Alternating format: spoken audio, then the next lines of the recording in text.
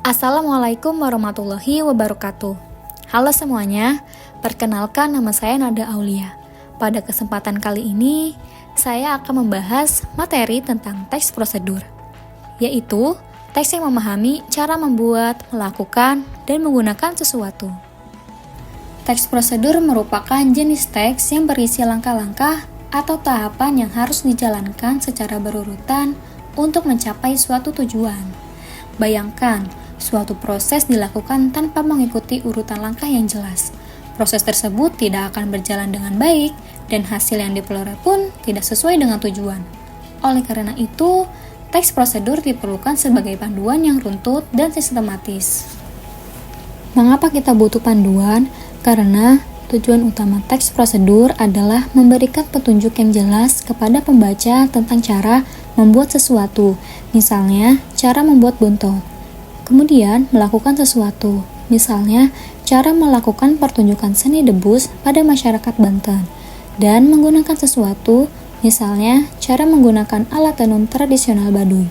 Fungsinya adalah memastikan hasil akhir sesuai dengan yang diharapkan dan menghindari kesalahan. Struktur wajib teks prosedur.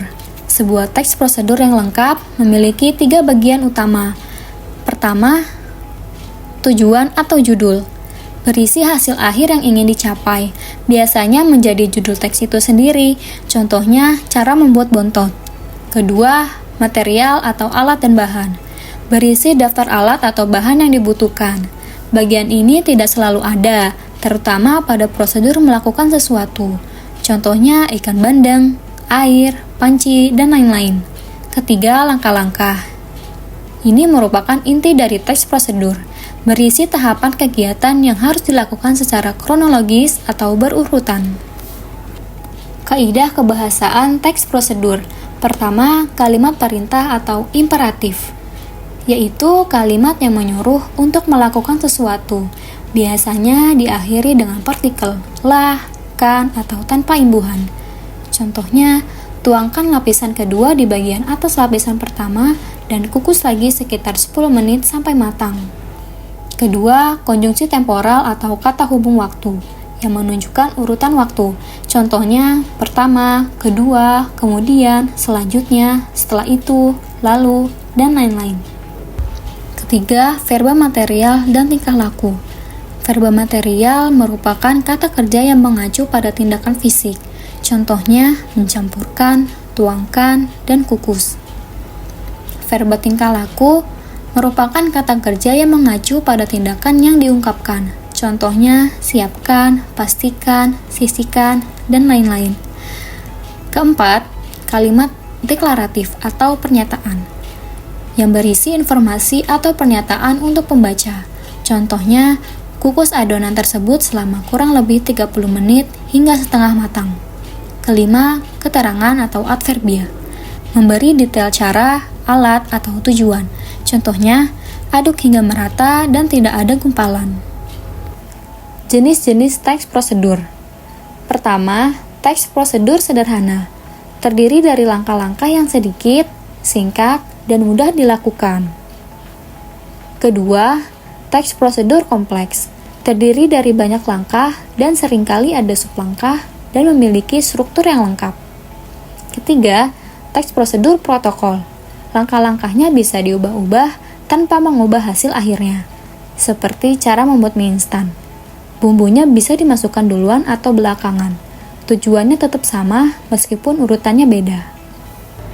Saya akan memberikan contoh cara membuat kue jojorong khas Banten.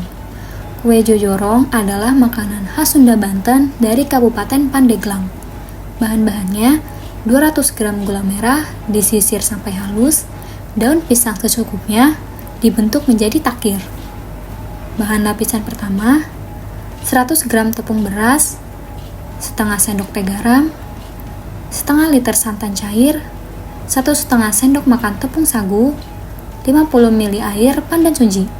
Bahan lapisan kedua, 250 ml santan kental, 3 sendok makan tepung sagu, dan setengah sendok teh garam. Langkah-langkah membuat kue jojorong. Pertama, siapkan wadah, Lalu buat lapisan pertama dengan mencampurkan tepung beras, air suji pandan, tepung sagu, dan juga garam. Setelah itu, tuangkan santan, kemudian aduk semuanya sampai merata, dan pastikan tidak ada gumpalan, lalu sisihkan. Buat lapisan kedua, dengan mencampurkan santan kental, tepung terigu, serta garam, kemudian aduk hingga semuanya tercampur rata dan sisihkan. Ambil takir, masukkan 2 sendok teh gula merah yang sudah disisir, kemudian tuang lapisan pertama sebanyak 2/3 dari tinggi takir. Setelah itu, kukus terlebih dahulu selama 30 menit. Selanjutnya, tuangkan lapisan kedua di bagian atas lapisan pertama dan kukus lagi sekitar 10 menit hingga matang. Kue jojorong asal Banten yang manis dan legit siap disajikan.